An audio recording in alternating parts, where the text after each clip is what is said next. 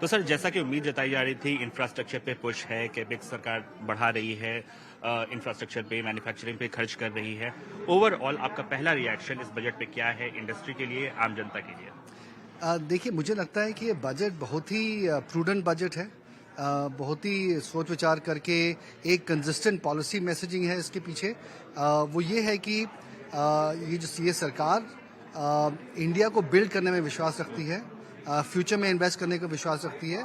और अगर आप देखें, फिस्कल डेफिसिट कम किया है 5.9%, इंफ्रास्ट्रक्चर स्पेंडिंग को बहुत 33% से बढ़ाया है। और कई सारे ऐसे स्कीम हैं जिसमें ईज ऑफ डूइंग बिजनेस को बढ़ोतरी मिलती है। और लास्टली जो कंज्यूमर है, जो टैक्स पेइंग सिटीजन हैं, उनके लिए भी काफ़ी कुछ उनके हाथ में आ रहा है। सो उससे कंजम्पशन डिमांड भी बढ़ेगा। इससे आप किस में पार्टिसिपेट करेंगे? अगर सरकार जो रोड मैप तय किया है उसमें आगे बढ़ती है, तो आप किन किन एरियाज में पार्टिसिपेट करना चाहेंगे? देखिए, हमारा जो एरिया है वो क्लीन एनर्जी का है। उसमें बैटरी स्टोरेज तो हम कर ही रहे हैं। लद्दाख में जो प्रोग्राम आएगा उसको भी हम देखेंगे कि उसमें क्या कर सकते हैं।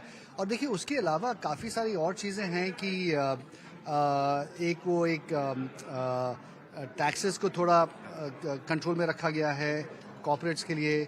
और स्टेट्स को 0.5% एक्स्ट्रा फिस्कल डेफिसिट दिया गया है, जिससे कि वो पावर सेक्टर को थोड़ा इम्प्रूव कर सकें।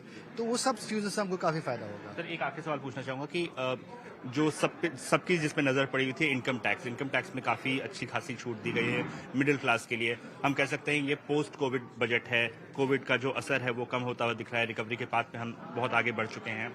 इनकम टैक्स में जो छूट दी गई है उससे कंजम्पशन में कितनी मदद मिलेगी, आपको क्या लगता है?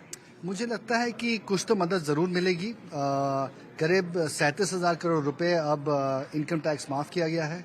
तो उससे ऑब्वियसली ये मनी अल्टीमेटली तो इकॉनमी में आएगा, कंजम्पशन उससे बढ़ेगी, कंजम्पशन बढ़ेगी तो उससे फिर इन्वेस्टमेंट्स और बढ़ेंगे, क्योंकि कॉर्पोरेट सेक्टर को फिर इन्वेस्ट करना पड़ेगा।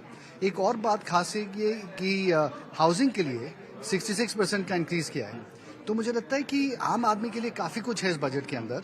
और उससे क्या होगा कि जैसे डिमांड बढ़ेगा वैसे इन्वेस्टमेंट भी बढ़ेगा। और मुझे ये उम्मीद है कि क्योंकि फिस्कल डेफिसिट कम हो रहा है, थोड़ी बोरिंग भी कम रहेगी और उसके कारण इंटरेस्ट रेट्स भी कम रहेंगे।